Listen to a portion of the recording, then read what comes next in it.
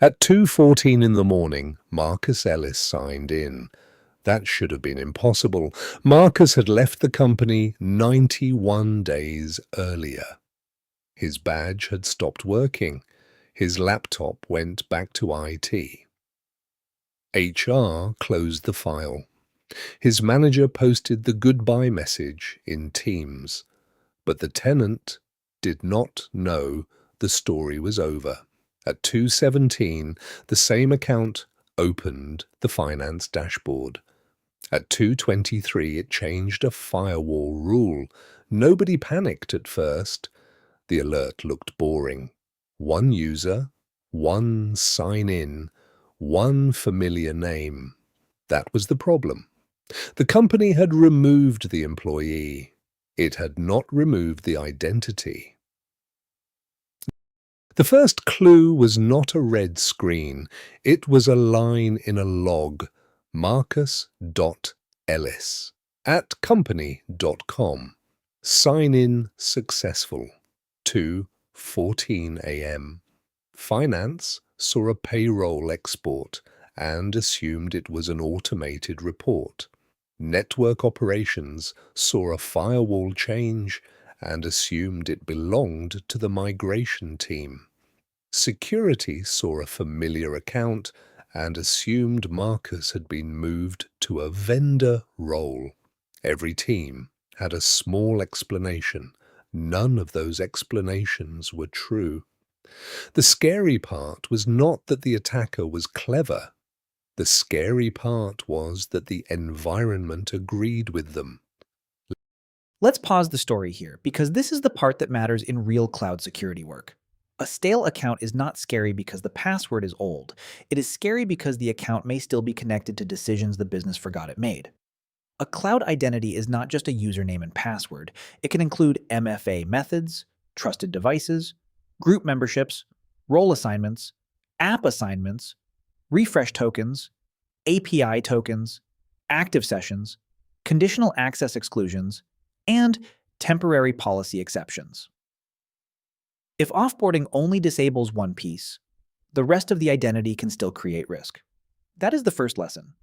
Disabling a password is not the same as removing an identity. Think of Marcus as a graph. His account was one node. His finance group was another node.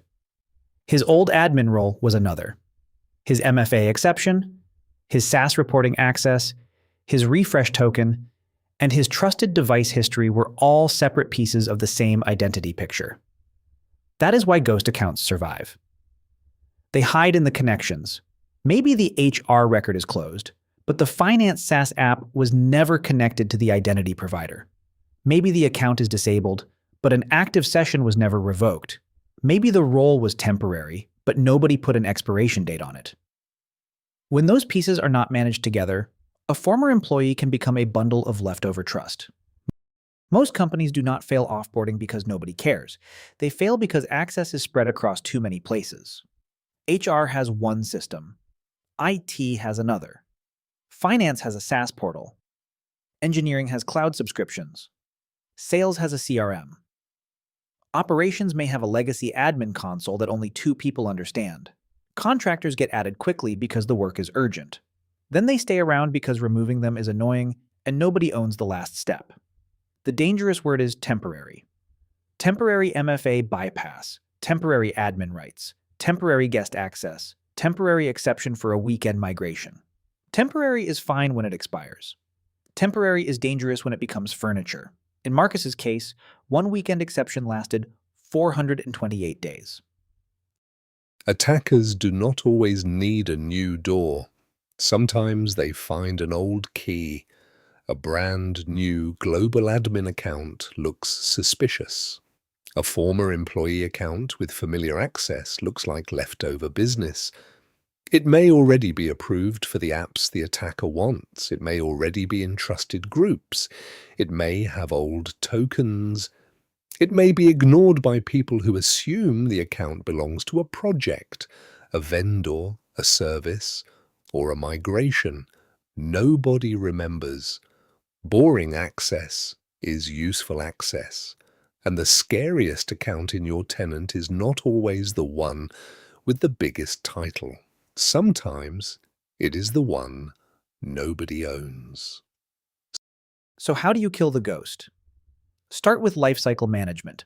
When HR marks someone as terminated, that status should flow into the identity provider. In a Microsoft environment, Microsoft Entra ID is usually part of that control plane. For connected SaaS apps, provisioning and deprovisioning should be automated where possible. SCIM and app provisioning help make one employment decision trigger many access decisions. Next, run access reviews. Sensitive groups need owners. Admin roles need review. Guest users need review. Contractor accounts need end dates. Finance systems need periodic access checks. If nobody can explain why an account still has access, it should not have access. Then use just-in-time privilege. Privileged identity management helps make elevated access temporary, approved, logged, and time-bound. Finally, clean up exceptions. Every bypass needs an owner, a reason, and an expiration date. No owner means nobody is accountable. No expiration date means it may live forever. Here is the exam-shaped version of the problem.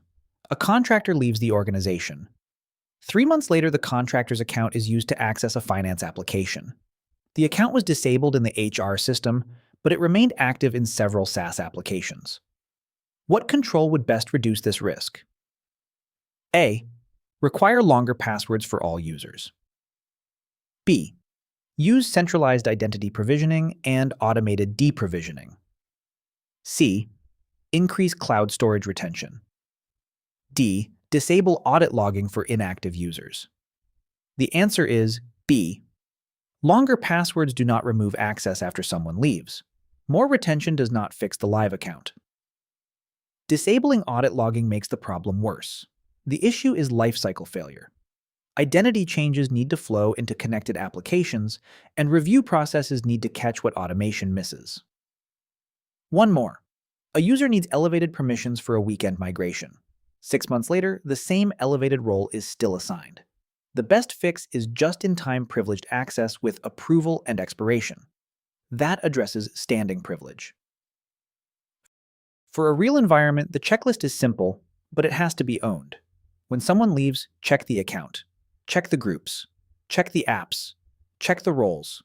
Check the tokens and sessions. Check the exceptions. Check contractor end dates. And guest users. Check that sensitive groups have owners who can explain membership. And make dormant account sign-ins loud. A former employee signing in should not be a quiet event. A dormant account waking up on a new device should not feel normal. Logs matter because they tell you when the story stops making sense. Marcus was not haunting the company was haunting itself with old permissions. That is what ghost accounts are. Unfinished decisions, old exceptions, temporary access that became permanent because nobody owned the cleanup. So the next time someone leaves, do not just collect the laptop, close the identity. Because in cloud security, the ghost is not supernatural, it is administrative. When the person leaves, the identity leaves too.